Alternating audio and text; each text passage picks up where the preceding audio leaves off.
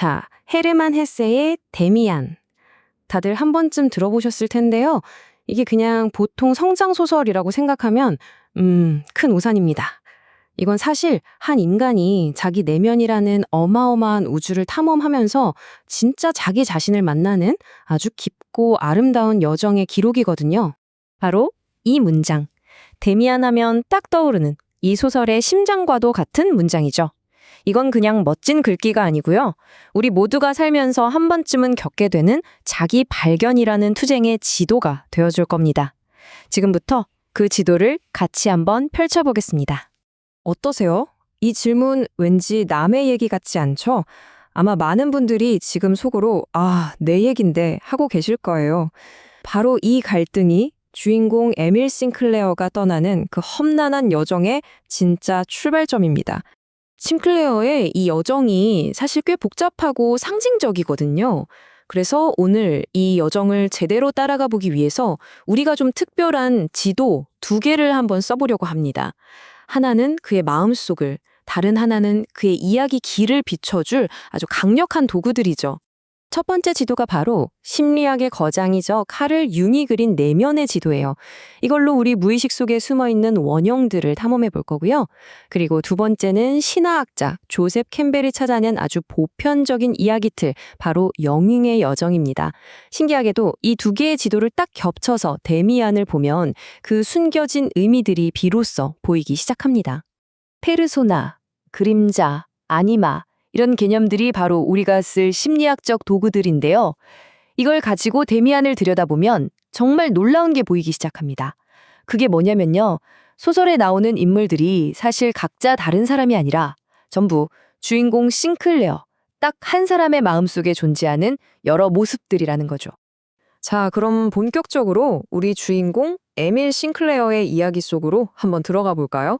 그의 여정은 모든 게 선과 악, 빛과 어둠으로 아주 명확하게 나뉘어 있는 세상에서 시작됩니다. 이게 바로 영웅의 여정에서 말하는 평범한 일상인 셈이죠. 어때요? 굉장히 안전해 보이지만 동시에 한편으론 좀 답답한, 성장을 가로막는 알 속의 세계인 거예요. 싱클레어는 이 세계가 전부인 줄 알고 살아가죠. 바로 이 크로모와의 만남. 이게 바로 싱클레어의 인생을 뒤흔드는 모험의 부름이 되는 겁니다. 그 평화롭고 단단했던 알에 드디어 첫 번째 균열이 쫙 생기는 순간이죠. 이제 더 이상 모른 척 할 수가 없어요. 자기 안에도 이런 어두운 그림자가 있다는 걸 정면으로 마주해야만 하는 거죠. 싱클레어가 이렇게 자기 그림자에 꼼짝없이 사로잡혀 있을 때 정말 한 줄기 빛처럼 아주 신비로운 인물이 나타납니다. 네, 바로 그 이름, 막스 데미안이죠. 근데 여기서 중요한 건 데미안이 그냥 똑똑하고 멋진 친구가 아니라는 점이에요. 융심리학으로 보면 그는 싱클레어 자신의 더 높은 차원의 자기, 즉 셀프이고요. 영웅의 여정에서는 초자연적인 조력자에 해당합니다. 말하자면 싱클레어 자신의 잠재력 그 자체인 거죠. 그러니까 데미안은 그냥 싱클레어를 위기에서 구해주는 해결사가 아니에요. 그보다 훨씬 더 근본적인 역할을 하죠.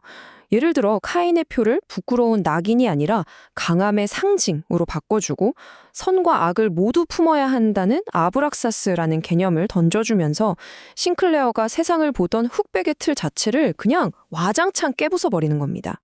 하지만 데미안을 만났다고 해서 모든 게 끝나는 건 아니었어요. 오히려 이제부터가 진짜 시작이죠.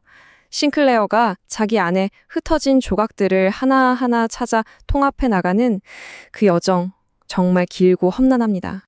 여기 보시면 싱클레어의 성장이 그냥 마구잡이로 이루어지는 게 아니라는 걸 알 수 있어요. 보세요.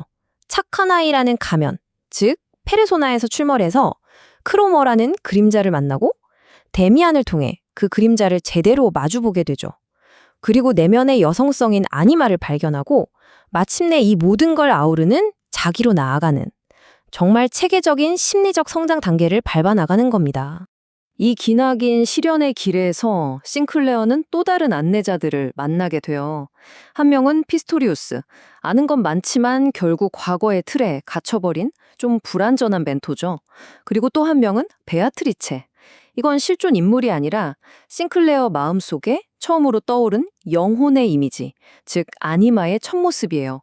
이런 만남들을 거치면서 그는 또 한 뼘 성장하게 됩니다. 그렇게 수많은 방황과 투쟁의 시간을 거쳐서 싱클레어는 드디어 자기 내면 세계의 가장 깊은 곳, 그 핵심에 도달하게 됩니다. 바로 데미안의 어머니, 에바 부인입니다. 그녀는 싱클레어가 그토록 찾아 헤맸던 내면의 여성성, 아니마의 최종 완성형이라고 할 수 있어요. 모든 걸 판단 없이 끌어안아주는 그런 무조건적인 사랑의 원천이죠. 에바 부인이 가르쳐주는 핵심은 이거예요. 사랑을 밖에서 찾지 마라. 네 안에 이미 있다.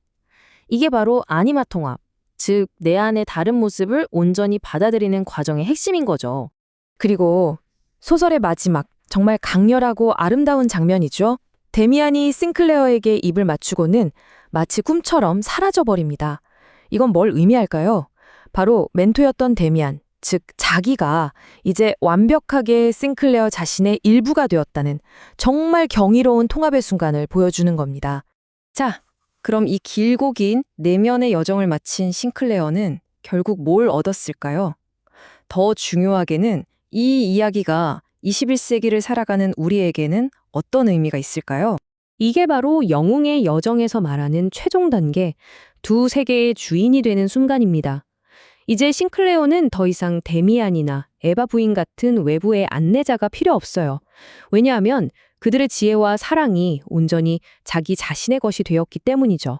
현실에 단단히 발을 딛고 서 있으면서도 내면의 목소리에 귀를 기울일 수 있게 된 겁니다. 결국 데미안이 우리에게 하고 싶은 이야기는 이거예요. 진짜 성장은 내 안의 어둠, 즉 그림자를 외면하지 않고 똑바로 마주보는 데서 시작된다는 것. 그리고 멘토는 문을 열어줄 뿐 그 길을 걸어가는 건 결국 나 자신이라는 사실. 이 모든 내면의 여정은 흩어진 나를 하나로 모으는 과정이고요. 헤세는 이걸 통해서 외부 권위에 기대던 시대를 지나 각자 자기 내면의 진실을 따르는 새로운 시대가 오고 있음을 이야기한 겁니다. 자, 이제 마지막으로 이 질문을 여러분께 던지면서 마무리할까 합니다. 이 모든 이야기가 결국 여러분 자신을 향한 질문이 될 수 있도록요.